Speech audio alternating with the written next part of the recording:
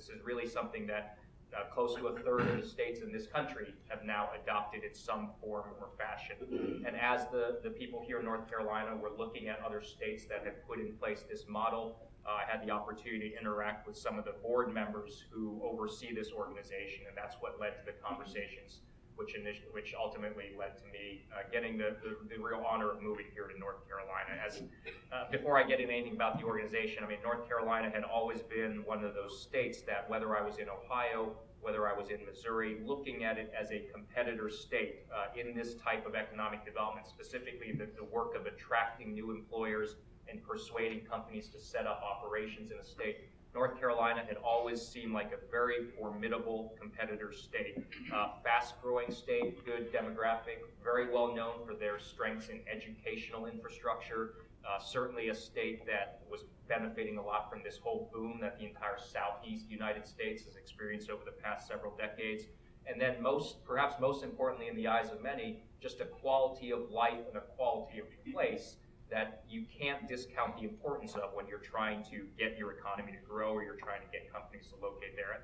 Growing up in Ohio, a lot of friends, they would take vacations in the Outer Banks. I had some friends who actually, I think, even went down to school here. I mean, it's just one of those states that, again, looking at it from afar, never having spent much time here myself, it was always a state that I thought had a huge amount of fundamental promise and a great innate attractiveness to it that would make this type of job that much easier in terms of persuading companies to set up. Now, obviously, you get here and you look under the hood and you realize every state has its challenges, every state has its issues. The grass is always greener, but I still believe that fundamentally we have a fantastic product to take out there to offer. And it's a real privilege to be part of a team now here in North Carolina, getting the chance to do this on behalf of this state. So with that being said, let me get down into the specifics of the organization.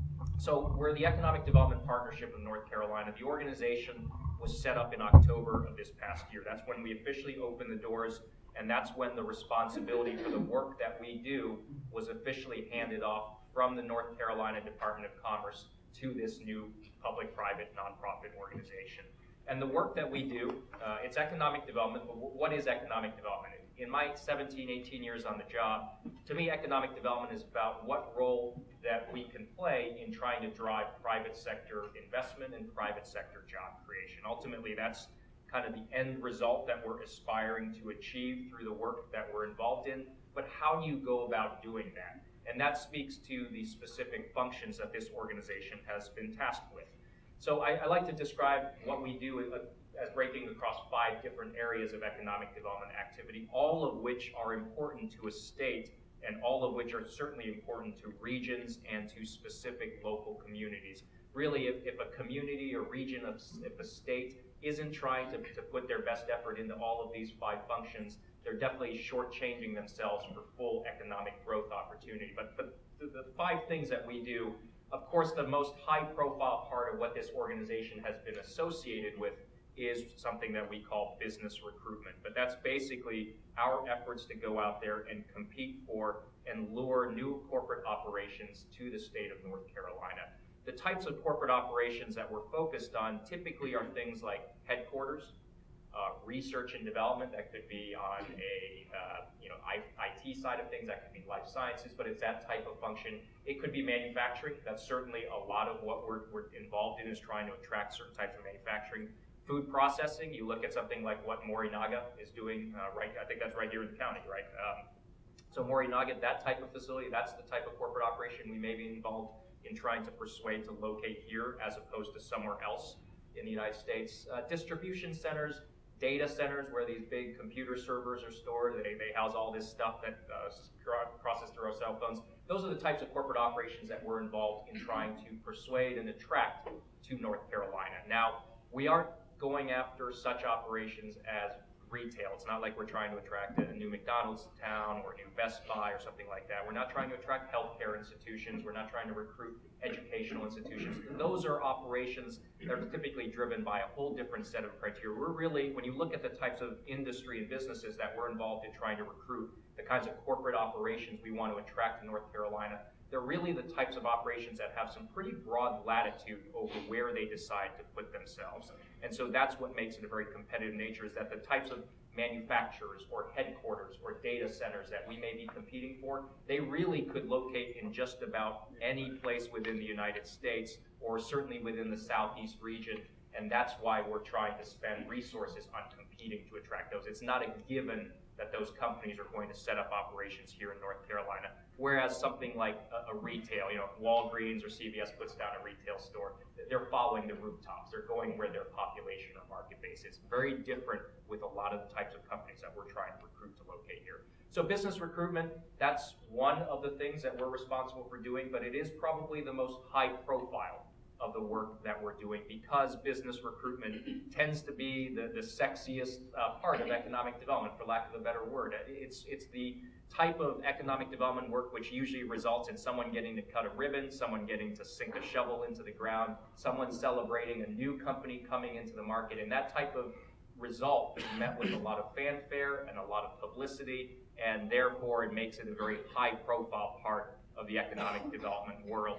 When you read about our organization, I guarantee you, just about every headline I've read in North Carolina refers to us as the state's chief business recruitment organization, which is true. We do handle business recruitment on behalf of the state, but it isn't the only way that we're trying to generate economic development and economic growth in the state. So some of the other work that we're involved in, I'd say just as important as our ability to attract new companies into North Carolina is what are we doing to support existing employers who are already doing business in the state. These are our existing customers, and any of you who are in business, you understand the value of your existing customers and just how difficult it is to go out there and replace your existing customers, and how the satisfaction your existing customers have, that is a direct impact on your ability to draw new customers in the door. So we're looking at that very same issue from a statewide economic development perspective. Basically, we're trying to take care of those companies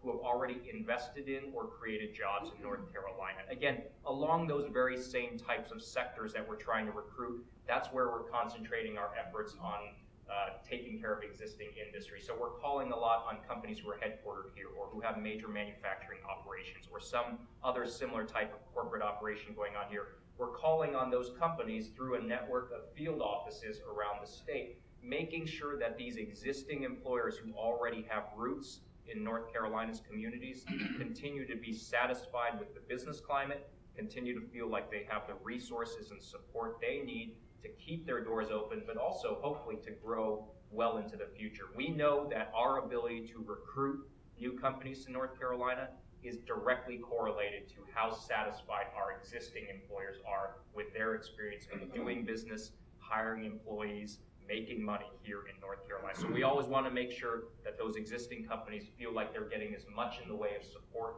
and assistance as they can get, so that we, of course, keep them here, but also improve our odds to persuade new companies to set up here. So new business recruitment, existing business support. The third area is in what we call export promotion, but that effort is typically concentrated on a lot of mid-sized and small manufacturers primarily, who are looking at increasing their sales overseas. North Carolina generated $31 billion worth of exports in 2014. That's everything from aircraft components to agricultural commodities to pharmaceuticals and chemicals to various types of foods to machinery and equipment. You name it. It's a lot of different products and services fall under that $31 billion number. But the important thing to keep in mind is that's a North Carolina company or a North Carolina operation that's producing something or making something and selling it to some customer in Europe, Asia, Latin America. $31 billion worth of those sales that North Carolina companies are making, and $31 billion worth of revenue that's coming back into North Carolina, back into these companies in a way that hopefully allows them to reinvest and keep growing their operations here in the state. That's why it's very important. That's why states focus on trying to drive that kind of export growth, is because they see that as a way to pump outside money into the state in a way that hopefully, again, leads to more private sector investment and private sector job creation. That's why we have a team of individuals at our organization who are reaching out to companies who are looking to grow their exports and counseling those companies on whether and how to enter the markets that they want to sell into. And that effort is complemented by a network of international offices based around the globe who are trying to find those buyers, distributors, and other customers for products being made and exported from here in North Carolina. So that's the third focus, export promotion.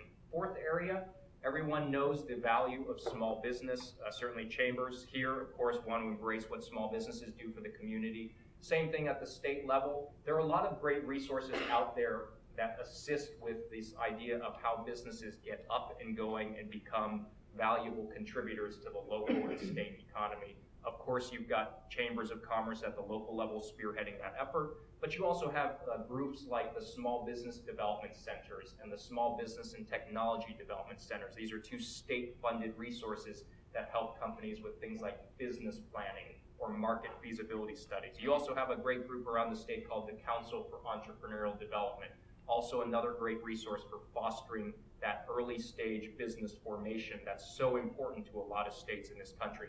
So we aren't trying to replicate or duplicate any of these types of existing pieces of the small business ecosystem.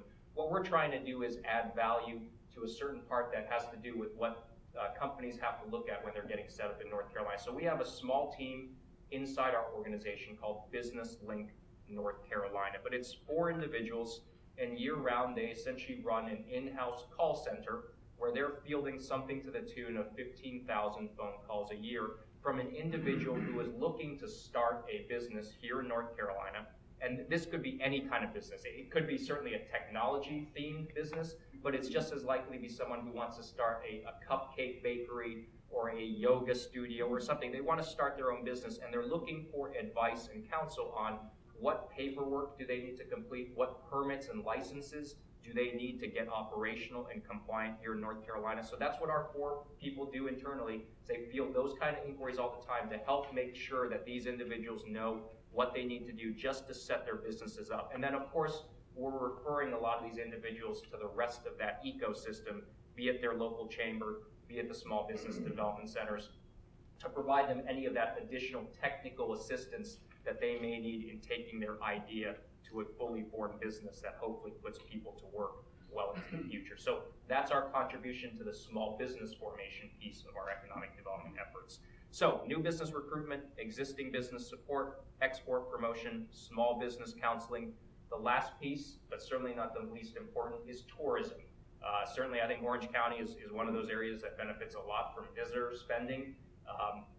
Tourism is I think the numbers just came out 2 weeks ago, but it was a $20 billion industry. Last year is a $21.3 billion industry in this state. $21.3 billion meaning that's the amount of visitor spending taking place in North Carolina, putting 204,000 people to work in the hospitality industry, with these convention attractions, with all of these various visitor destinations that make up our tourism economy. So tourism promotion is a big part of what this organization is responsible for. So that's, of course, involving our efforts to market North Carolina as a great place for an individual or family to come spend their vacations.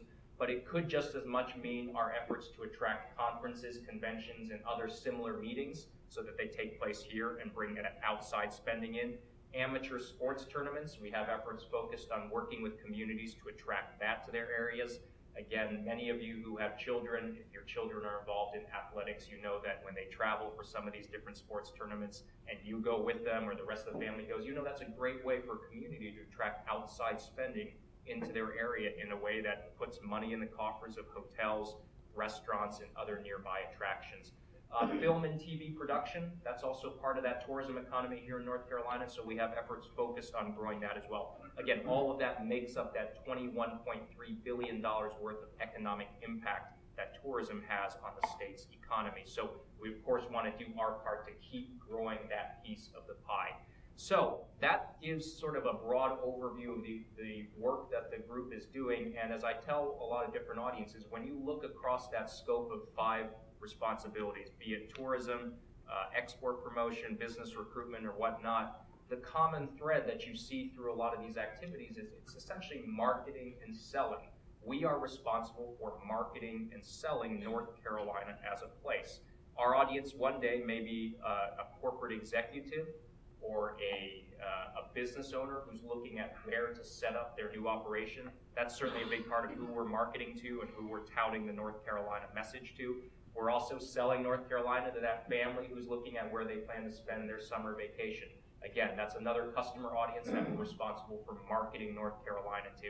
In many ways, when you look at our export promotional efforts, we're essentially marketing North Carolina and the quality of the products that are made here and marketing that to the potential customers and buyers overseas who these companies want to export to. So really, that's the consistent thread across the work that we do. It's marketing and selling North Carolina. It's not a product that fits in a box or on a shelf. It's sort of the sum total of all those different intangibles that make up North Carolina as a place to the different audiences that we're trying to reach out to through that marketing and sales effort. So the reason I like to sum up what we do as a marketing and sales function is because I want to spend some time now on why the organization was created in the first place.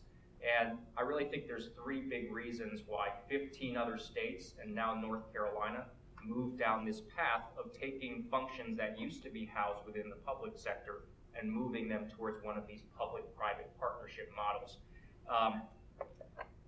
This isn't, I think a lot of people when they set these things up, there's sometimes that rhetoric about public sector can't do things well and the private sector is the only way to go. I'm not sure I subscribe to that. I've spent time in both. I've done, as I said, my first 10 years were spent doing economic development in the public sector. My next 7 years were spent in one of these public-private partnership models. I think both public and private sector have a lot of hardworking, dedicated people, but I do think that there are systems in place and restrictions in place that sometimes make one sector a little less effective at something than another. And so I think one of the issues that we face here in economic development is when you look at the 5 functions that we do, business recruitment, existing business, tourism, et cetera, these are functions that, of course, historically were housed at the North Carolina Department of Commerce, a public sector agency. And the public sector, of course, was investing a certain amount of money every year in its budget to perform these 5 different functions. The challenge is that public sector budgets being what they are, economic development, for whatever reason, is often one of those areas that either never gets funding or actually is more likely to get some of its funding reduced. And you're sort of eating your seed corn if you're cutting your efforts to go out there and try to grow your economy, because that's actually, growing a strong growing economy is what's going to provide that necessary revenue to fund services. But whatever the reason, in a lot of states, you just see a failure to invest additional resources in economic development activity. So the question is, if we want to be even more effective, if we want to be out there more aggressively to try to facilitate economic development through these 5 activities, well, how do we get the resources to go out there if we can't count on the public sector putting more resources into this type of work? And that's where the beauty of the public-private partnership model really comes into play.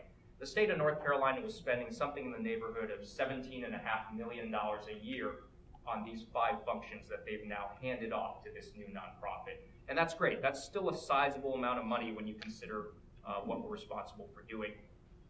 But now, as a public-private nonprofit, we still receive that same $17.5 million from the public sector. They're basically the majority investor in this nonprofit. They give us a contract worth $17.5 million a year to perform this work across business recruitment, tourism promotion, etc. But now, in addition to that $17.5 million, we are free to go out there and pursue funding from the private sector. So the types of companies that would be wanting to support this kind of organization financially, no surprise that it's a lot of businesses who see direct benefit to a strong and healthy economy in North Carolina. When you look at some of our major private investors to date, Duke Energy is one of those, of course, Bank of America, Wells Fargo, Piedmont Natural Gas. You look at companies like that, banking, utilities. We've got some major corporate citizens here in North Carolina that also want to see their home state be thriving and successful. Companies like Red Hat, Lenovo, they've invested in the organization. Well, why do they do that? They know that if the state of North Carolina has a strong growing economy, it translates into either more business for them. So if you're a utility company and we're growing more manufacturing here, that's more load on their systems. It's more revenue for a utility company. For a bank, it's more wealth in the community and more ability to provide their banking services and products. If it's a corporate headquarters here, they know that the stronger our economy is, the easier it is for them to convince talent to come and move to North Carolina because those individuals are now moving to a healthy, growing state as opposed to trying to lure them to an area that doesn't have that same vibrancy economically. So there's a lot of sense as to why private sector companies would step up and help provide some financial support towards this type of model. And that's great because now, in addition to that $17.5 million that we receive from the public sector, we're able to go out there and raise another million, maybe $2 million, maybe $3 million in additional resources to augment what we will be receiving from the public sector. And at the end of the day, for marketing and selling, which many of you know, it takes money to go out there and reach your audiences, and we have a lot of different audiences we're responsible for reaching. It takes money, and the more money we have to go out there, the more effective I think we can be in marketing and selling this state as a place where companies can do business, where tourists can spend their money, and on and on. And it's a good deal for the public sector, I think, too, because now that they're leveraging the private sector, the state of North Carolina is getting $19–20 million worth of this marketing and selling activity being done, but it's still costing them the same $17.5 million. And that's what that leverage results in. So I think that's probably the biggest reason why 15 other states before North Carolina set up a similar model to this, is so that they can really marry the resources of the private sector with those of the public sector.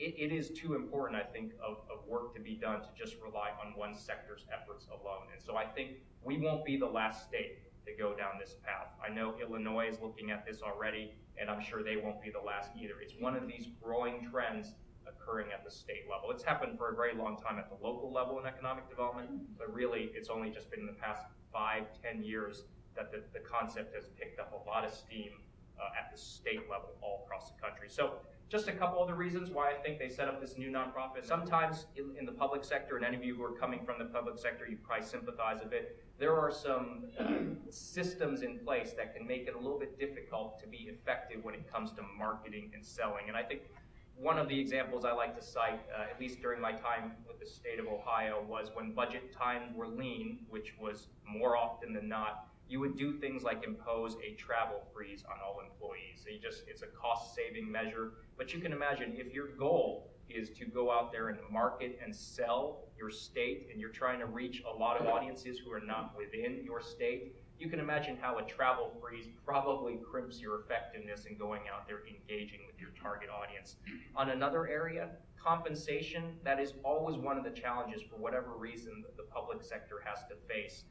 And I think now that we have access to some private sector resources, I think we can hold people accountable for their performance, but now we have the ability to maybe reward them even more than we could in the public sector for really achieving top levels of performance. And I think that's an important thing to do when you're trying to hold on to or hire a great marketing and sales team, because again, that's essentially at the heart of what this group is responsible for doing. So that added operational flexibility to go do those types of things, I think that's another benefit of having these nonprofits handle this work as opposed to a pure public sector approach. Then the last reason, I think, I'm a big believer that for marketing to be effective, it's got to be a consistently applied strategy and consistently applied message over the long term.